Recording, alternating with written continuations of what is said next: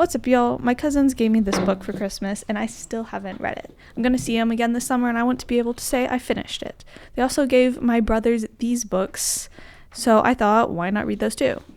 Never heard of any of them, nor do I know what these two are about, at least. So in this video, I'm going to read all three and see if my cousins have good taste in literature or not.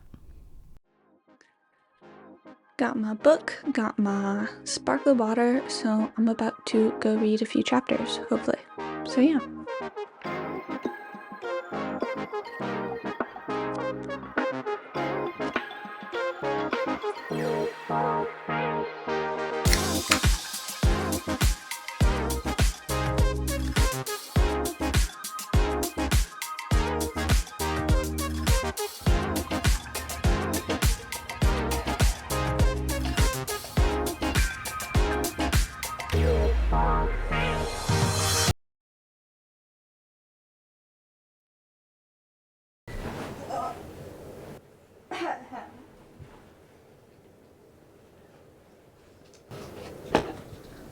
So, I just finished reading Travels with Charlie, and it took me about a month. I started on May 7th, and yesterday was June 6th, which is when I finished it. It wasn't that it was bad.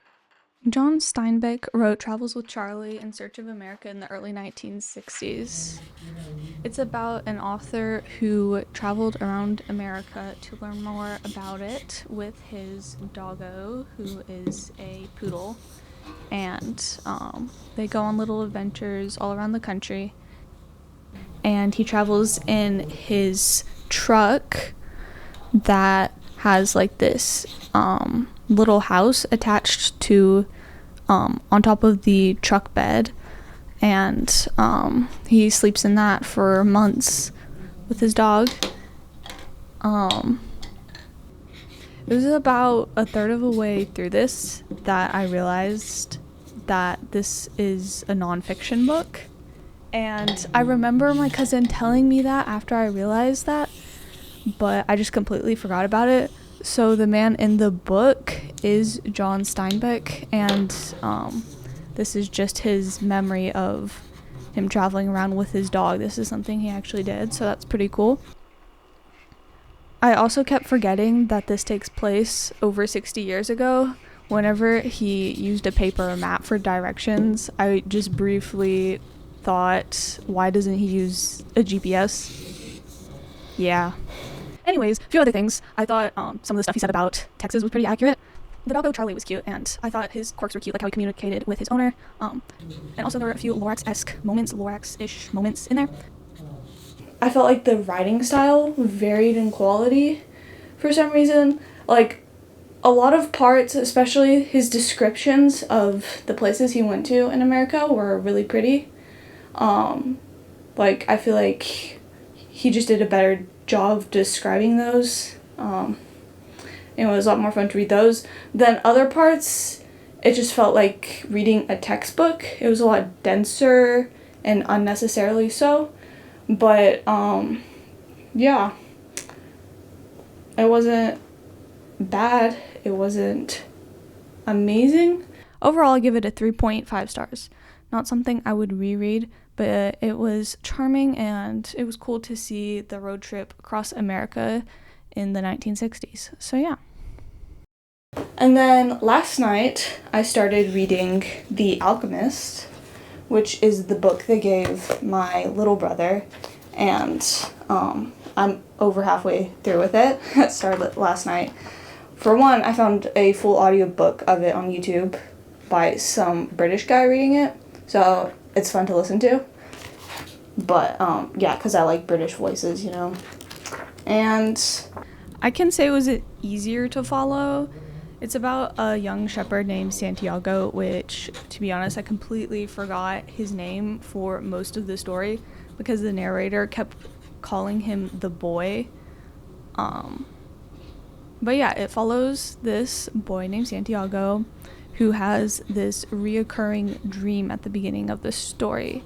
He finds out that it means he has treasure in Egypt, and sets out to find it. And along the way, he gets scammed and discouraged and learns a lot of lessons from various mentors.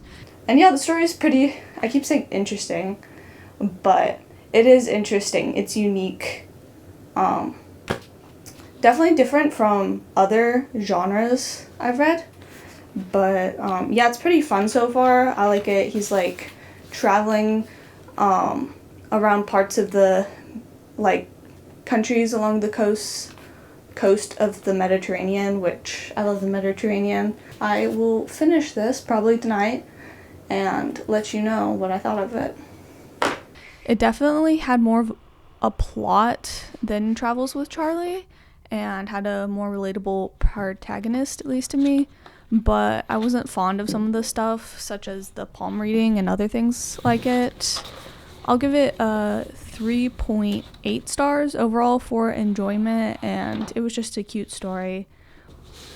Finally, I started Ikigai, the Japanese secret to a long and happy life.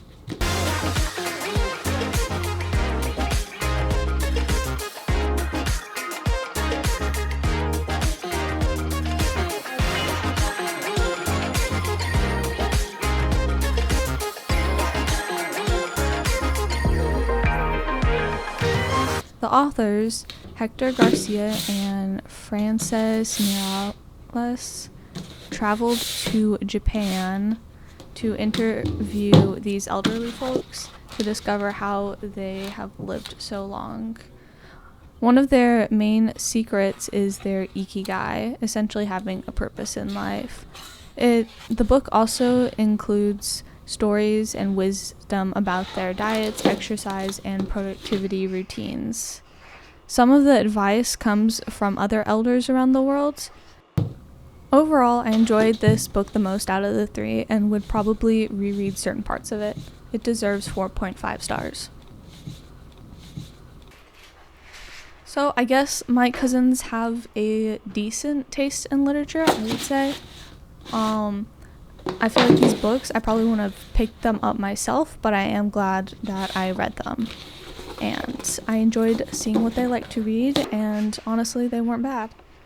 So, yep. Adios.